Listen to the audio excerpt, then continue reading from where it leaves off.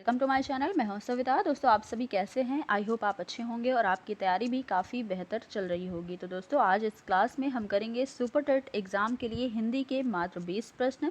तो आपको बताना है कि आपके हिंदी में 20 प्रश्न में कितने प्रश्न सही हो रहे हैं। आप कमेंट बॉक्स में ज़रूर बताइएगा। तो चलिए स्टार्ट करते हैं आज की ये क्लास। ज़्यादा देर नहीं करेंगे और पहला प्रश्न देखेंगे कि क्या है। देखिए, पहला प्रश्न कहता है कि ताक और ताक शब्द युग्म का सही अर्थ वाला युग्म कौन सा है? बताइएगा, ताक और ताक का अर्थ क्या होता है? ऑप्शन ए में दिया गया है ताकना और फल। ऑप्शन बी में घूम कर देखना। यहाँ पर देखिए घूर कर होगा, घूर कर देखना, दीवार का आला, लहर और रक्षक, या फिर रक्षक और थोड़ा। तो बताइएगा कि ताक का क्या अर्थ होता है, जो कि ऑप्शन नंबर बी में यहाँ पर दिया गया है। ताक का अर्थ होगा घूर कर देखना और ताक का अर्थ होता है दीवार का आला। जो दीवारें होती हैं उसमें अगर छोटा सा कोई आला बना दिया जाता है, थोड़ी सी जो छोटी सी खिड़की बना दी जाती है, उसी को आला कहते हैं दीवार का, और उसी को हम कहते हैं ताक। यानी कि ऑप्शन नंबर बी में जो है वो ताक और ताक का सही अर्थ दिया गया है, यानी कि ऑप्शन नंबर बी ही हमारा क्या हो जाएगा, बिल्कुल राइट हो जाएगा। अगला प्रश्न देखिएगा, जो कि है सूर्योदय शब्द का संधि विच्छेद क्या होगा? ऑप्शन ए है सूर्य प्लस दय, सूर्य प्लस उदय, सूर्य प्लस उदय, या सूर्य प्लस उदय। सूर्योदय का सही संधि विच्छेद होता है सूर्य प्लस उदय, यानी कि ऑप्शन नंबर बी हमारा राइट होगा। लेकिन आपको कमेंट बॉक्स में बताना होगा कि सूर्योदय में कौन सी संधि होगी। तो चलते हैं अगले प्रश्न पर। अगला प्रश्न है कि किस शब्द का संधि विच्छेद शुद्ध नहीं है? देखिए, यहाँ पर भी आपको संधि से ही प्रश्न दिया गया है। ऑप्शन है मात्रा प्लस आनंद, मात्रानंद, या सदा सदा प्लस एव सदैव, पितृ प्लस अनुमति पित्रानुमति, परम प्लस औदार्य परमोदार्य। तो यहाँ पर मिस्टेक हुई है, यहाँ पर आप दार्य कर लीजिएगा। तो ये हमारा बिल्कुल सही हो जाएगा। परमोदार्य होता है, पित्रानुमति होती है, पितृ प्लस अनुमति, और सदा धन एव क्या होता है, सदैव होता है। तो ये भी बिल्कुल सही है। लेकिन यहाँ पर क्या पूछा था, संधि विच्छेद गलत है। तो यहाँ पर संधि विच्छेद जो गलत है वो मात्रा आनंद का गलत लिखा हुआ है। मात्रा आनंद ऐसे नहीं लिखा जाता, इसका विच्छेद ऐसे बिल्कुल भी नहीं होता।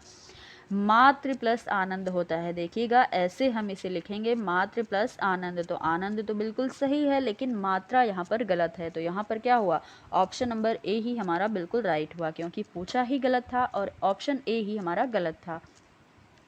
अगला प्रश्न कहता है कि जिसका पहला पद विशेषण और दूसरा पद विशेष हो उसे हम क्या कहते हैं? अव्ययीभाव समास कहते हैं, द्विगु समास, तत्पुरुष समास कहते हैं, या फिर कर्मधारय समास कहते हैं। तो दोस्तों, जिस समास में पहला पद विशेषण और दूसरा पद विशेष से होता है उसे हम कर्मधारय समास कहते हैं, यानी कि ऑप्शन नंबर डी बिल्कुल राइट हो जाएगा। अगला प्रश्न है, उस काल मारे क्रोध के तन कांपने, उसका लगा मानो हवा के जोर से सोता हुआ सागर जगा। इस पंक्तियों में कौन सा रस है, आपको बताना है रस कौन सा है। ऑप्शन देखिएगा, वीर रस, रौद्र रस, अद्भुत रस, या करुण रस। तो यहाँ पर कौन सा रस है, आप जरूर से जल्दी से इसे बताइएगा कमेंट बॉक्स में कि इस पंक्तियों में कौन सा रस है। तो यहाँ पर देखिए रौद्र रस होगा, इन पंक्तियों में रौद्र रस है, यानी कि ऑप्शन नंबर बी हमारा बिल्कुल राइट हो जाएगा। अगला प्रश्न देखिएगा, वाक्य रसात्मक काव्यम किसका कथन है? तो दोस्तों, सुपर टेट एग्जाम में आपको 1 से 2 पंक्तियां भी पूछ ली जा सकती हैं, यानी कि पंक्तियों पर भी आपको थोड़ा बहुत काम करना है, आपको तैयारी करना है। बताइएगा कि यहाँ पर कौन सा ऑप्शन हमारा सही होगा, विश्वनाथ, राजशेखर, श्रीहर्ष, या फिर भास।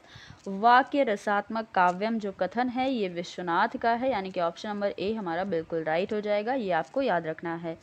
अगला प्रश्न कहता है, छंद कितने प्रकार के होते हैं? 2 प्रकार के, 3, 4, या फिर 5।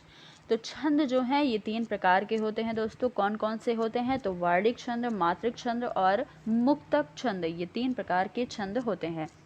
ऑप्शन नंबर बी राइट है। अगला प्रश्न कहता है, मोख होई वाचाल पंगु चढ़ई गिरिवर गहन, जस कृपा सो दयाला द्रवो सकल कलिमल दहन। इन पंक्तियों में कौन सा छंद है? दोहा छंद है, चौपाई छंद है, सोरठा छंद है, या फिर बरवे छंद है। तो दोस्तों, यहाँ पर क्या है, सोरठा छंद होगा इन पंक्तियों में, यानी कि ऑप्शन नंबर सी हमारा बिल्कुल राइट हो जाएगा। अगला प्रश्न क्या कहता है, किस युग्म में विलोम शब्द सही नहीं है? प्रवृत्ति का विलोम निवृत्ति होता है, ये बिल्कुल राइट है। बहिरंग का अंतरंग होता है, ये भी सही है। प्रत्यक्ष का क्या होता है, परोक्ष होता है। यहाँ पर क्या दिया है, परिवर्ती दिया गया है, यानी कि यही हमारा ऑप्शन नंबर सही हो जाएगा। ऑप्शन नंबर सी, परोक्ष का विलोम प्रत्यक्ष का विलोम परोक्ष होता है। यहाँ पर परिवर्ती लिखा है। अगला है पदोन्नत का पदावनत होता है, ये भी सही लिखा हुआ है। यहाँ पर ऑप्शन सी बिल्कुल राइट होगा, क्योंकि क्या पूछा था, जो विलोम शब्द सही नहीं है। अगला प्रश्न है, देखिएगा, द्रौपदी का पर्याय नहीं है। द्रुपद सुता, याज्ञसेनी, पांचाली या रमणी। तो यहाँ पर द्रौपदी का पर्याय जो है नहीं पूछा है, इसलिए हमारा ऑप्शन नंबर डी यानी कि रमणी द्रौपदी का पर्याय बिल्कुल भी नहीं होता। ऑप्शन नंबर डी राइट हो जाएगा। अगला प्रश्न कहता है, कालिंदी का पर्यायवाची क्या है? सरस्वती, लक्ष्मी, गंगा या यमुना। तो कालिंदी का पर्यायवाची यमुना होता है। ऑप्शन नंबर डी बिल्कुल राइट हो जाएगा। बहुत ही आसान से प्रश्न है, बस आपको थोड़ा बहुत पढ़ने की ज़रूरत है, थोड़ा बहुत मेहनत करने की ज़रूरत है। अगला प्रश्न है कि मुद्री का तत्सम रूप क्या है? मुंदरी या मुद्रिका या मुद्रिका। तो बताइएगा, मुद्री का तत्सम क्या होता है? मुद्री का तत्सम जो है ये मुद्रिका होता है, यानी कि ऑप्शन नंबर डी में दिया गया है। अगला प्रश्न है, अल्प प्राण ध्वनियों का समूह कौन सा है? ऑप्शन ए है का खा, बी में है चा जा इया, सी में है ता था ना और डी में है टा ठ और अड़ा। अल्प प्राण आपको बताना है। तो दोस्तों, अल्प प्राण और महाप्राण जो ध्वनियाँ होती हैं, इनका समूह यहाँ पर बताइएगा। तो देखिए, किसी भी वर्ग का क्या होता है, पहला, तीसरा और पांचवा वर्ड ये होता है अल्प प्राण, और किसी भी वर्ग का दूसरा और चौथा वर्ड ये महाप्राण होता है। तो यहाँ पर आपको बताइएगा, देखिए पहले में क्या दिया हुआ है, का दिया हुआ है, तो ये पहला तो है, लेकिन यहाँ पर अल्प प्राण बताना है तो यहाँ पर खा भी दिया गया है। तो खा क्या है, ये दूसरा वर्ड हो जाता है, इसलिए ये महाप्राण है। तो यहाँ पर एक तो सही था, लेकिन दूसरा गलत हो गया। अगला देखिएगा, ऑप्शन नंबर बी में चा, जा और इया। चा क्या है, पहला वर्ड है, जा तीसरा वर्ड है और इया क्या है, पांचवा वर्ड है। तो यहाँ पर हमारा बिल्कुल सही हो जाएगा ऑप्शन नंबर बी। यहाँ पर तीनों जो हैं ये तीनों अल्प प्राण के ही उदाहरण हैं। अगला देखिए, प्रश्न क्या है, महावीर प्रसाद द्विवेदी ने आदिकाल को क्या संज्ञा दी है? चारण काल, आदिकाल, वीर काल या बीज वपन काल। तो महावीर प्रसाद द्विवेदी ने आदिकाल को बीज वपन काल कहा है, यानी कि ऑप्शन नंबर डी हमारा बिल्कुल राइट हो जाएगा।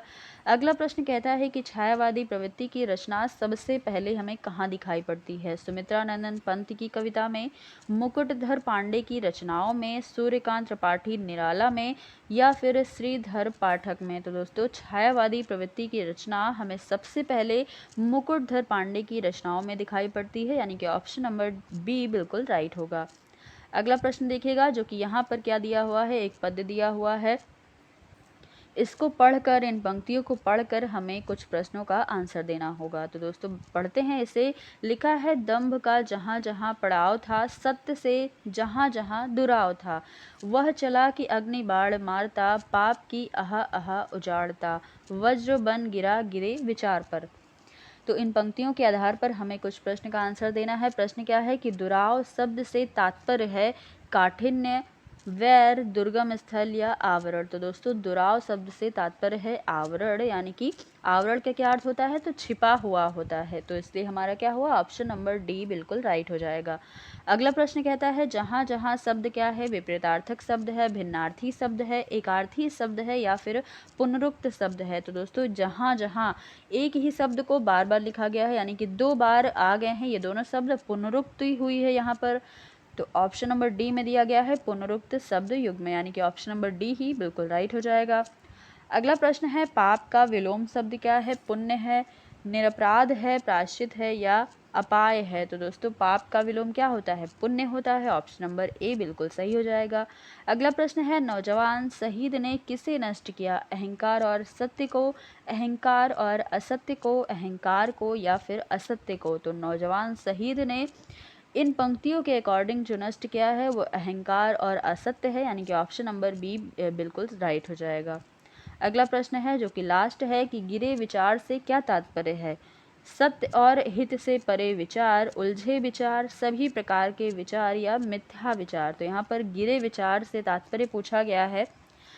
ऑप्शन नंबर ए जो है ये हमारा बिल्कुल सही हो जाएगा। गिरे विचार का मतलब होता है सत्य और हित से परे विचार। तो देखिएगा ये हमारा ऑप्शन नंबर ए बिल्कुल सही है। तो दोस्तों ये थे आज के हिंदी के 20 प्रश्न। आई होप आपको ये प्रैक्टिस अच्छी लगी होगी। सारे प्रश्न बहुत ही अच्छे थे, बहुत ही ज़बरदस्त थे। तो फिर मिलेंगे अगली क्लास में कुछ नए क्वेश्चन के साथ। हिंदी के 20 प्रश्न होंगे और आपको बताइएगा यहाँ पर आज के 20 में से आपके कितने प्रश्न सही हुए हैं, ये चीज़ आपको ज़रूर बतानी है। तो चलिए फिर आज की क्लास यहीं पर समाप्त करते हैं। फिर मिलेंगे अगली क्लास में। धन्यवाद।